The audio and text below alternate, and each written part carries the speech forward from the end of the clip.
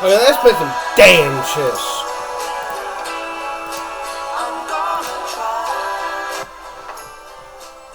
Slut. Move, slut. Shit.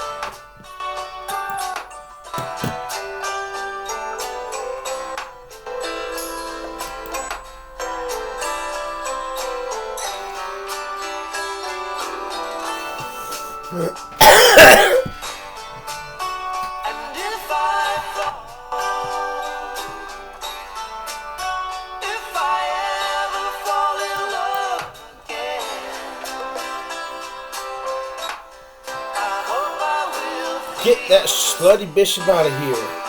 Slut.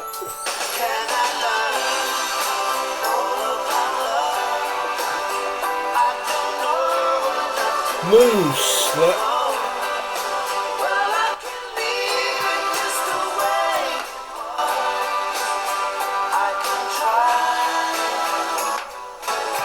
Move, slut.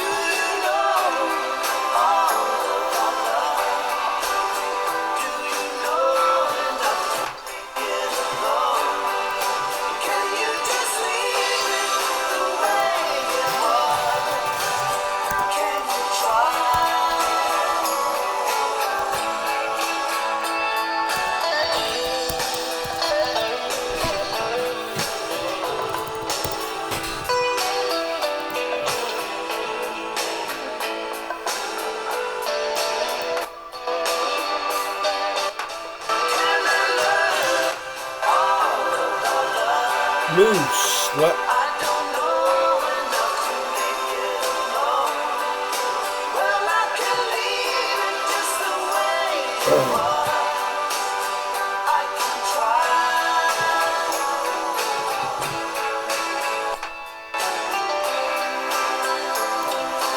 Move, slut.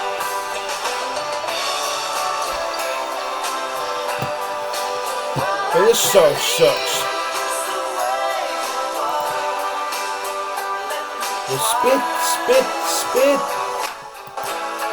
Hit their spit.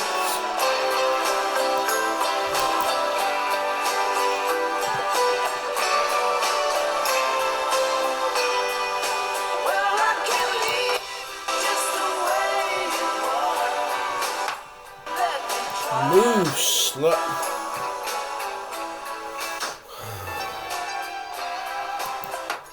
Son of a bitch, I stuttered up and fucked up. I stuttered the fuck up.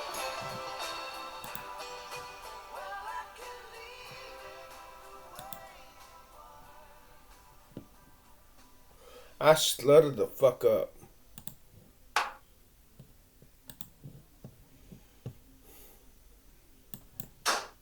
You slut. Slut.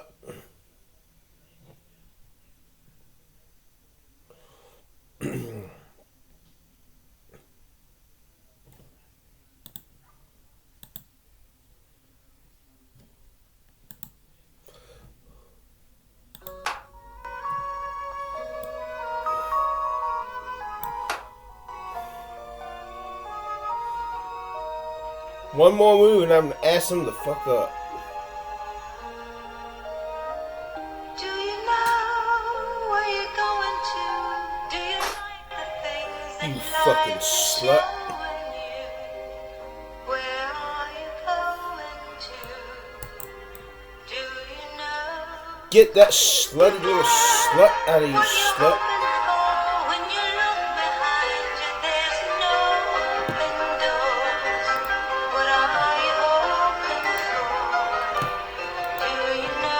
Come on, slut.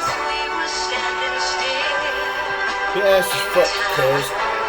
I'm fixing to stick the big. I'm fixing to stick the big dick in your butt. I'm fixing to fuck you. Oh!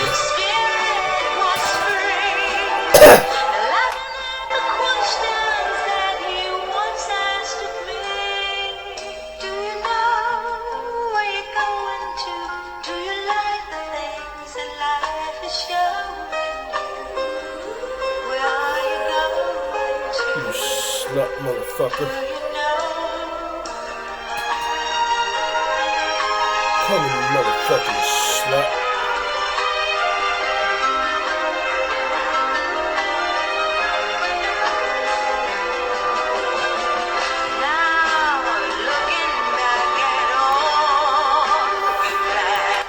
Come on, slut.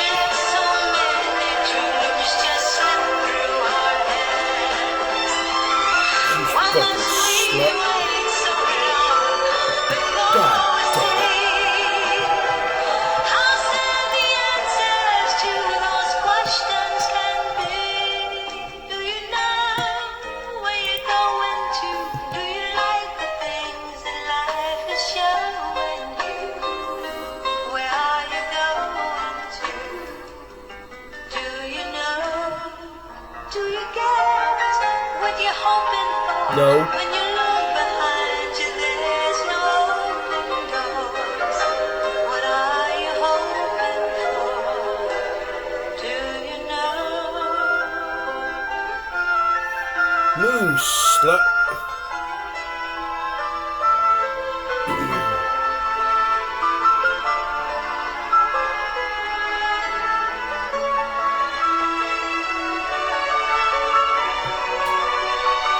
Move, motherfucking slut. Move, slut.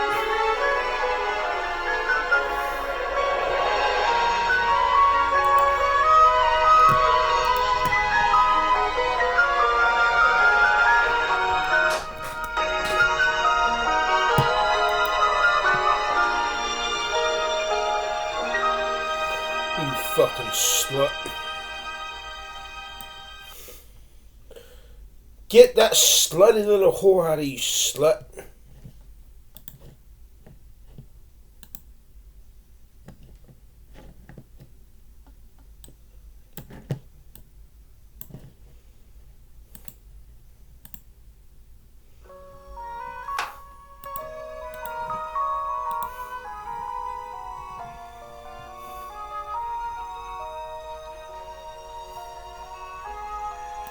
Get that slutty little slut out of you, slut. Where you going to? Do you like the things that life is showing you? Where are you going to? Do you Come on, know? slut. Do you get what you're hoping for? When you look behind you, there's no open doors. Come on, slut. Do you know? Once we were standing still. Come on, slut. Move, slut. Chasing the fantasies that filled our minds. You knew how I loved you, but my spirit was free. Laughing at Come on, the slut. questions that you once asked of me. Do you know where you're going to? Do you like the things that Man, I life fucked is up. showing you? Slut. Where are you going to? We're spinster. Oh, fucking slut. Stupid.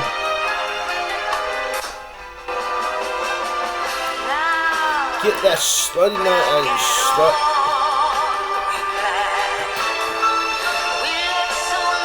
Yeah, what the fuck? Get that slutty night out of you, slut.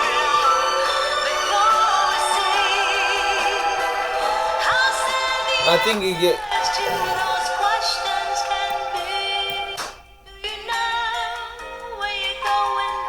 You stupid motherfucker.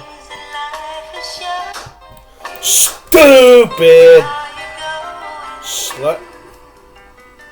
Now we're on equal footing, slut. What you hoping for when you look behind you? There's no open doors. What are you hoping for? Do you know? Come on, you slut. Come Come on, slut.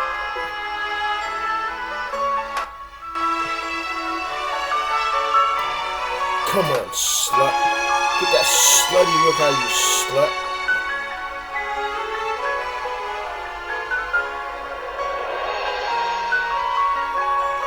Come on, you slut.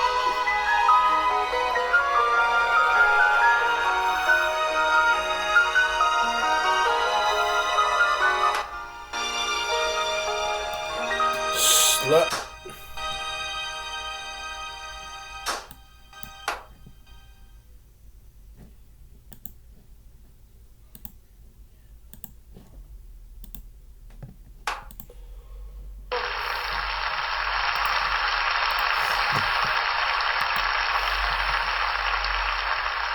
Diana Ross, bonsoir.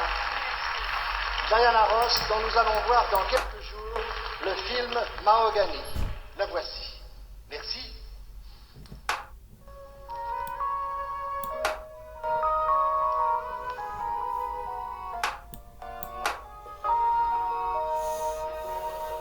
Oh, you fucked up, cuz you fucked up.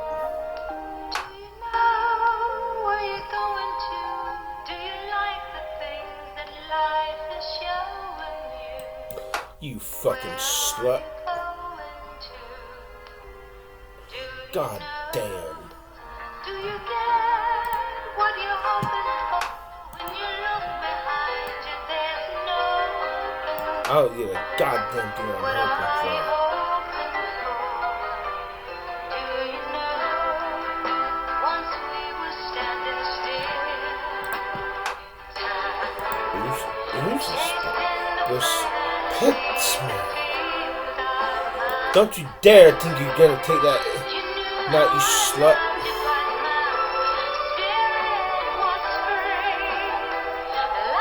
All I gotta do is take that slutty poem.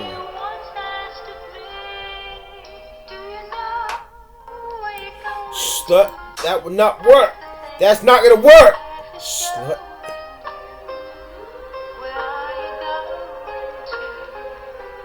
Slut.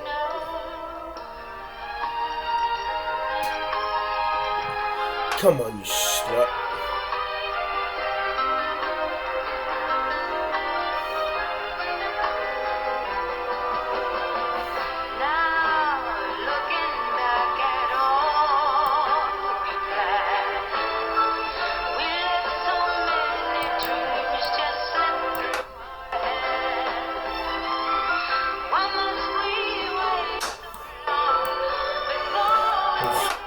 Fucking poems. Goddamn poems. Goddamn.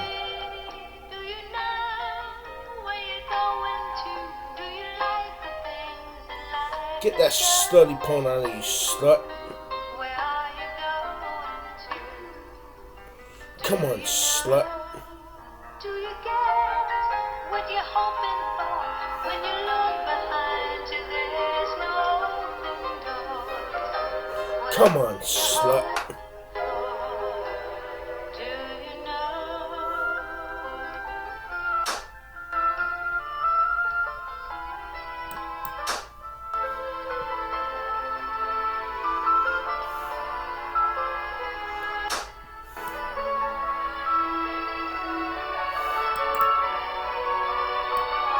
God damn it.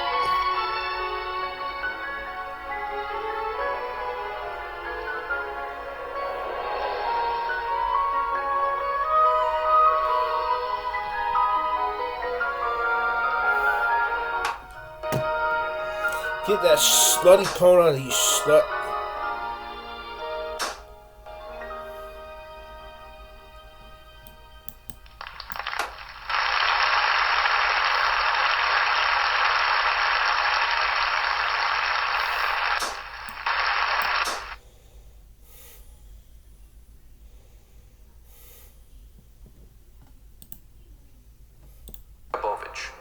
And he's a two-time Emmy winner in investigative journalism.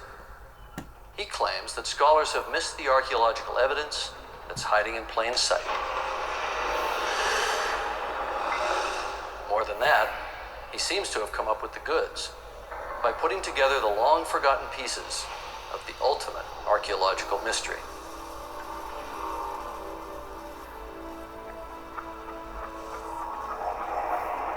How did we do it? By tracking down experts from a variety of disciplines who rarely, if ever, talk to each other. None of them fully subscribes to our take on the story, but many possess critical pieces of the puzzle, and what emerges challenge even the most skeptical. But before we show you the evidence, let's start the story at the beginning.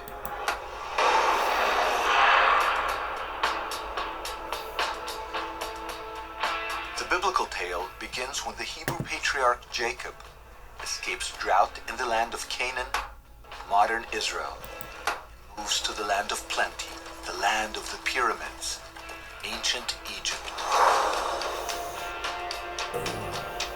There, Jacob's clan, the future Israelites, flourish in their new environment. In fact, Jacob's son, Joseph, became as powerful as the rulers of Egypt, the pharaohs.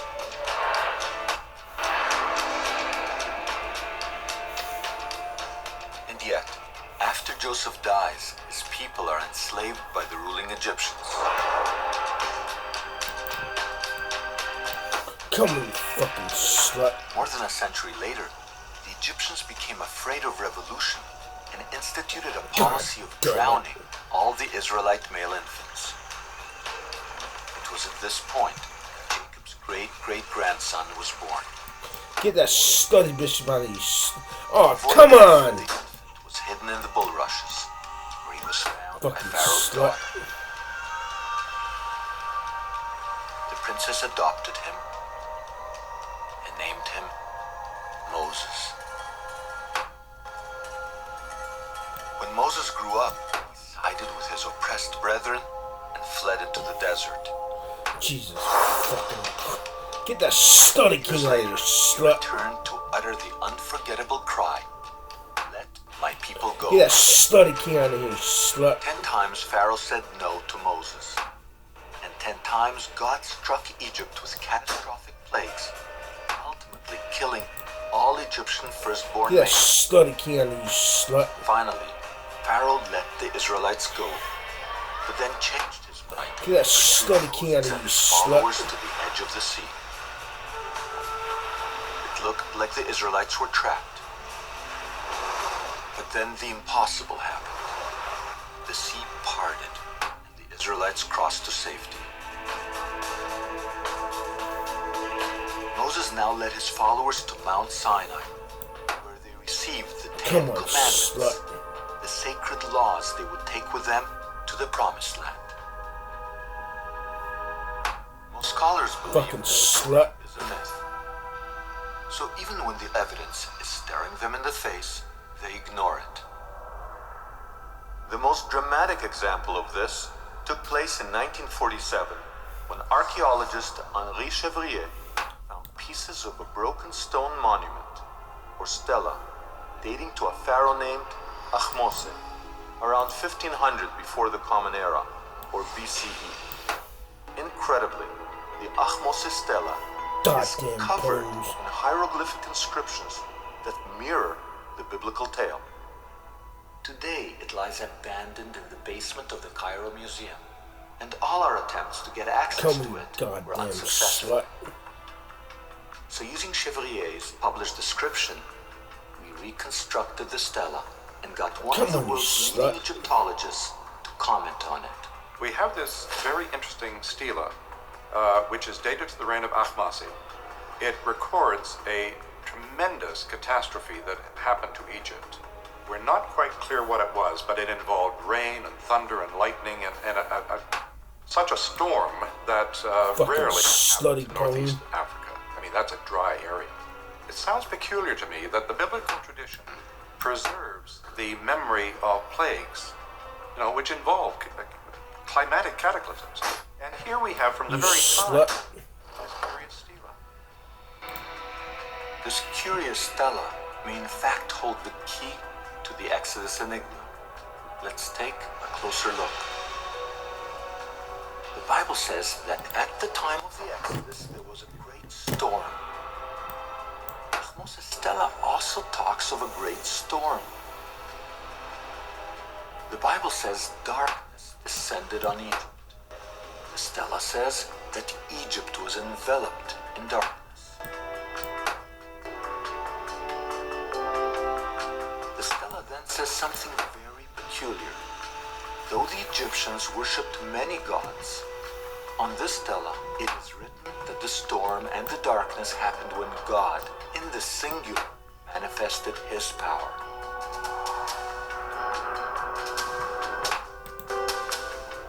The Bible describes Pharaoh, but never names him. Because of this stela, we now know his name, Ahmose. And now that we know who he is, maybe it's time that we met him.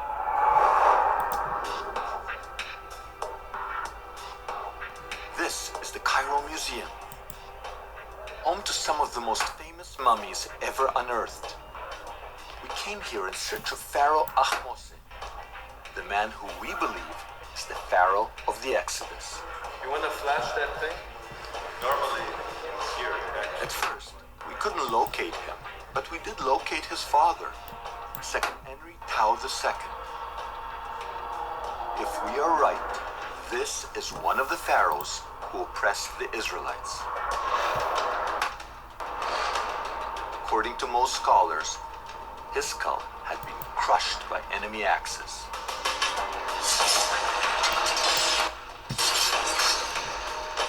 Perhaps those enemies were Israelites, smashing his mummy as they left on the Exodus. We continued on our search for Ahmose. It was hard to locate him because he had been sort of misfiled. But we did locate one of his two wives under some debris in one of the museum's workshops. Hi, is it possible to reveal the wife of Ahmose? Slut. Just don't move it without supporting it. According to our calculations, this somewhat discarded glass coffin contains the mummy of a woman whose husband contended with Moses and hardened his heart to God himself. At last we located Pharaoh Ahmose. Here is the man who confronted Moses.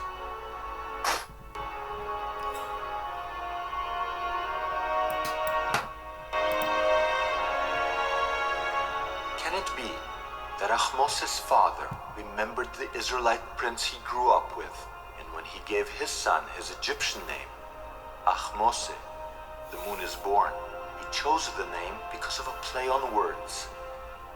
In Hebrew, Ahmose means the brother of Moses. Get that slutty little slut out of Is here. most famous for expelling a foreign nation from Egypt around 1500 BCE. At the time, Egypt was ruled by a people that the ancients called Hyksos. Until recently, little was known about the Hyksos. Then, in the 1960s, their ancient capital, Avaris, was discovered north of Cairo.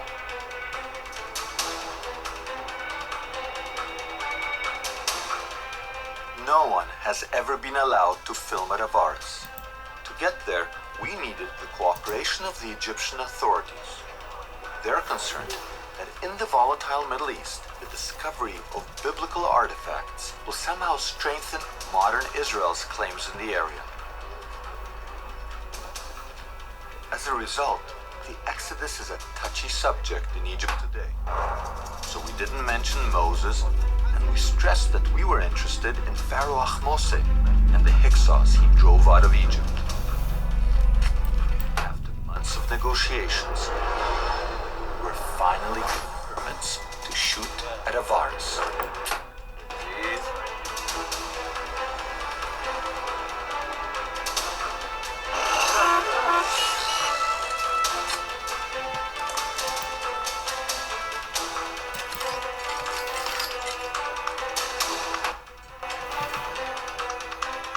This is Avaris, a walled city dominated by palaces. 3,500 years ago, it was surrounded by branches of the Nile. Avaris was discovered by Professor Manfred Bitak of the University of Vienna. Although only a few acres are exposed today, in ancient times, Avaris seems to have dominated the area. Avaris itself was much bigger. It was 250 hectares, so it extended from here to the east about 2 kilometers, and from here to the south perhaps even 1 kilometer. In the Hyksos period, this was one of the major residences of Egyptian pharaohs. Egyptian history clearly states that the Hyksos who ruled mighty Avaris were Semites like the Israelites, and that they left on a mass exodus, known as the Hyksos expulsion. We have in the Bible the story of the Semites leaving Egypt and going eastward from Egypt. At the same time, independent of the Bible, we have a story of the Hyksos being expelled from Egypt. I think definitely the two stories are related. They're describing the same event from different viewpoints. If the Hyksos expulsion and the biblical Exodus are really one and the same event, then perhaps we can find the long sought-after proof for the biblical Exodus. Oh my God! The Hyksos period. God damn. But most scholars say that the Hyksos and the Israelites cannot be equated because the Hyksos left Egypt hundreds of years before Moses was born. These scholars also say that the chronology of ancient Egypt cannot be tampered with. You can play with Egyptian dates. You can move them up maybe 10 years and down 10 years, but you can't move up and down 50 or 100 years. That's not possible. And yet many people try to do that. They try to adjust chronology to fit their predetermined notion of biblical history. You can't do it. But maybe, Fucking slut. what if scholars are placing the Exodus in the wrong time period? Imagine the confusion if in the future scholars date World War II to the 1990s. You'll never find any evidence that it actually happened. Currently, most scholars date the Exodus to 1270 BCE during the reign of Pharaoh Ramses II. But some scholars are now breaking with that consensus. The Bible gives information that would put the Exodus about 480 years before the early years of Solomon, in the middle of the 15th century BC.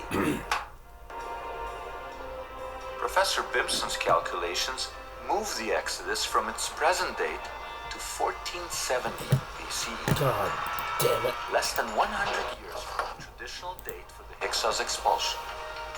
These are too close to write off as a coincidence. So we have a new date for the God Exodus. damn it. Approximately 1500 BCE. The Hyksos. And the Hyksos expulsion is what we're talking about when we are talking about the Exodus. All right. Our new date for the Exodus is 1500 BCE. We know from the Bible that the Israelites arrived in Egypt some 200 years before their Exodus. In the original Hebrew, the Bible calls the Israelites God's people, or Amo Israel.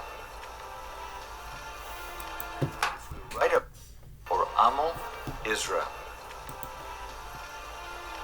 If we write about our dates, there should be hard archaeological evidence for the arrival of these Amo around 1700 BCE.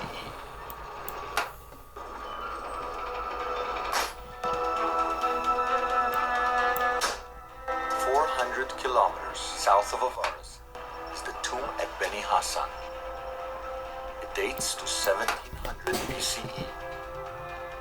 Because no one has looked for evidence of the Exodus in this period, the tomb has never been linked to the biblical story.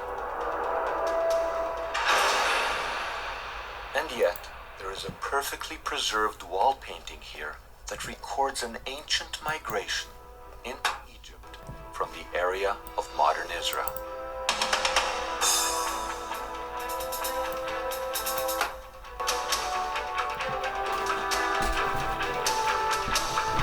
As in the Bible, the scene involves bearded Semites riding donkeys and bringing their families and flocks into Egypt.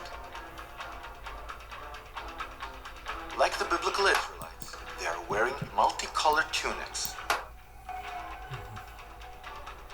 The hieroglyphic inscription on this wall calls these people the Amo, God's people.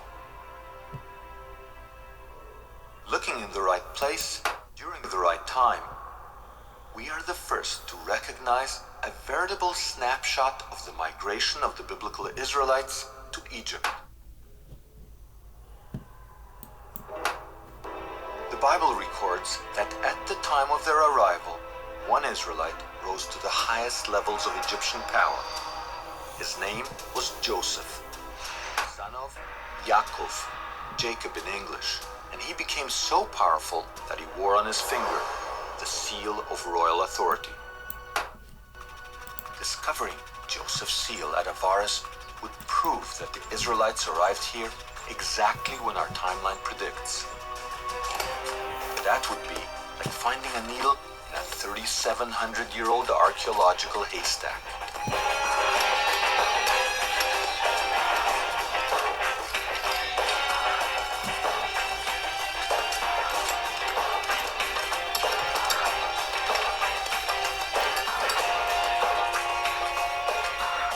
Incredibly, the tiny seal was found, precisely at the archaeological layer we anticipated. In fact, Professor Manfred Bitak found no less than 9 seals worn by Joseph's court officials. Inscribed right on them is the Hebrew name Yaakov, Joseph's father. It's very strange that we found 9 seals with the name Jacob there. It's a biblical name, by the way. The original was probably mounted on a ring worn on the finger, and this gives us a new puzzle. Is it really a puzzle? Not if one uses our chronology.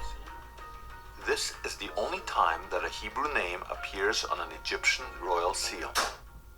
It directly connects Avaris with the Bible. But Professor Bitak steers clear of biblical chronology. He's under the constant watch of the Egyptian Antiquities Authority, who have made Avaris off limits to the public. Supposedly for conservation reasons, Professor Bitak has been forced to cover up his dig every single year. The area is then plowed, seeded, and cultivated by local farmers. You slut. No one would suspect that underneath these fields lies an archaeological treasure trove that proves the biblical Exodus.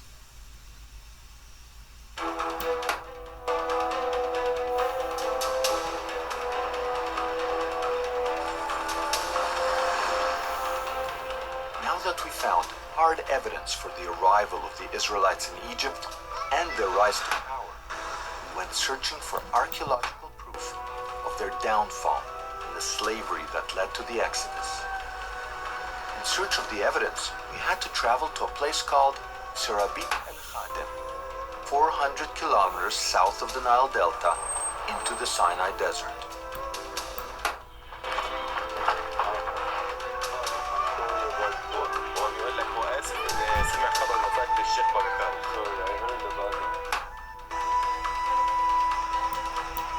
For thousands of years, Egyptians mined turquoise in this area. Often they used slave labor. The ancient turquoise mines are off the beaten tourist track. The only ones who know their way in this area are the Bedouins, who still live at the foot of the mines. I heard once that the Bedouin, they can do like the Prophet Musa, that they know which rocks have water in them. They break it. Is that true? We got here, paid our respects to the local sheikh, and recruited one of his sons to show us the way. Okay, let's go.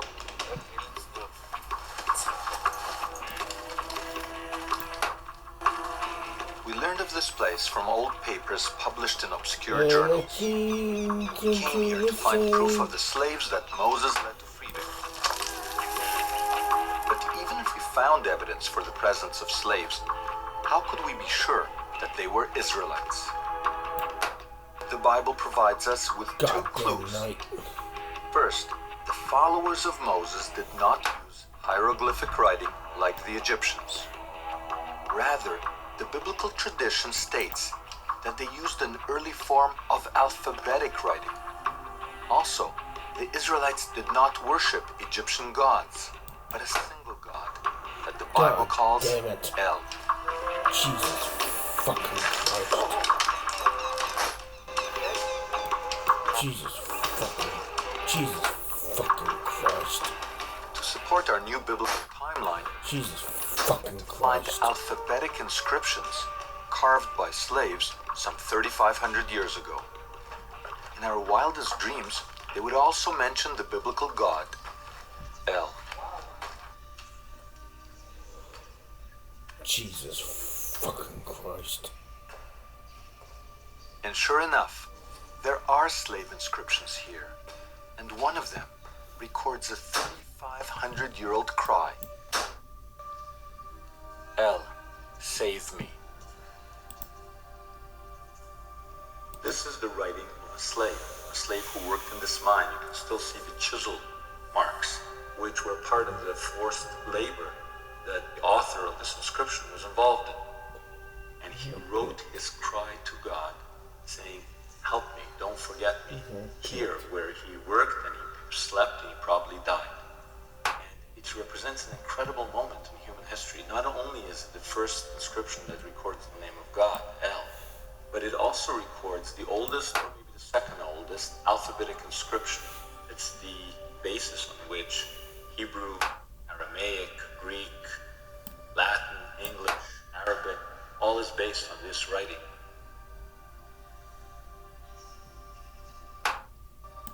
Pretty incredible that after all these years we would be here to record this man's cry.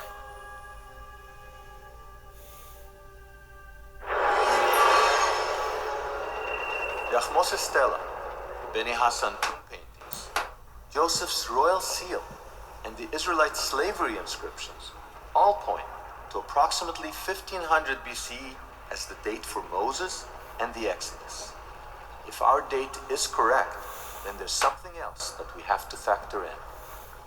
Around 1500 BCE, people living along the Mediterranean experienced one of the most cataclysmic events in history, the eruption of the Santorini volcano in modern Greece. This eruption may be another crucial clue for decoding the biblical Exodus. I couldn't take it as This fucking is the island of Santorini, 700 kilometers from the Egyptian coast, across the Mediterranean. It is literally the mouth of a volcano. Some 3,500 years ago, Santorini was destroyed by one of the worst volcanic eruptions in human history. When it erupted, the volcano essentially brought to an end the Minoan civilization that once flourished here. It sent an ash cloud that measured some 40 kilometers straight up and 200 kilometers across. The sound of the eruption circled the Earth some 10 to 12 times. To put this in perspective, an eruption like Santorini would be hundreds to thousands of times stronger, more explosive than the atom bomb that was dropped on Hiroshima. The energy of that eruption was so immense, you would have had these huge explosions that were happening. Crack, crack, crack. For hundreds of kilometers, people around were listening to it. We were getting earthquakes, probably magnitude 3, 4, maybe even 5 or higher, that were happening extremely rapidly. And it would have been, I'm sure, to the people living there as if the world was coming to an end.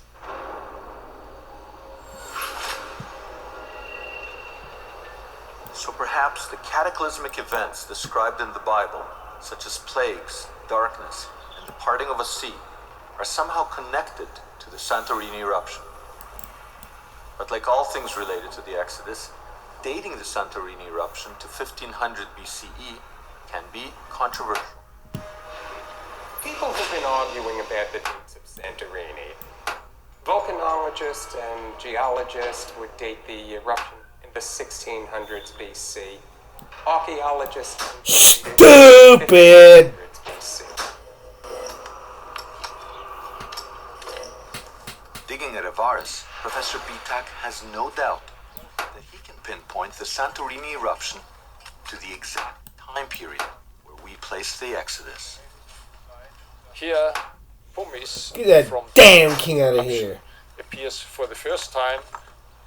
So from archaeological point of view, it looks very much as if the eruption happened early in the 18th dynasty, let us say around 1500 BC. Yakubovich's chronology machine has now synchronized a pharaoh named Ahmose, the Hyksos expulsion, the Exodus, and the Santorini eruption. It appears that the Exodus code has finally been cracked. If Yakubovich is right, we can now explain the science underlying the biblical story.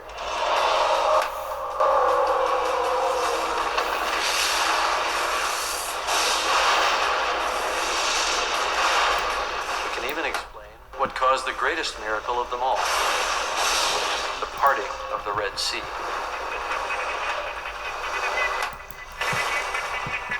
We can then trace the biblical map and discover the real Mount Sinai, where the Exodus story came to a climax, when Moses received the Ten Commandments and placed them in the now lost Ark of the Covenant.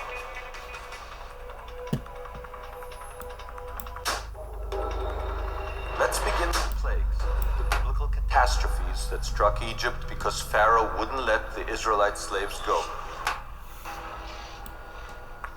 Until now, no one has come up with a comprehensive scientific explanation for all 10 plagues. The answer began to take shape for us after we returned to the Ahmose Stela and discovered an amazing synchronicity with the biblical text. The Bible says that the God of Israel passed judgment on the gods of Egypt.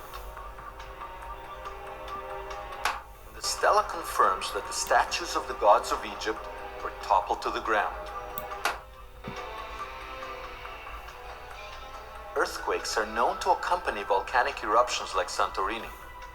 It seems that the Stela and the Bible are describing the results of an earthquake, or more precisely, what scientists now call an earthquake storm. Earthquake storms are sequences of large earthquakes that sweep across large areas, and the best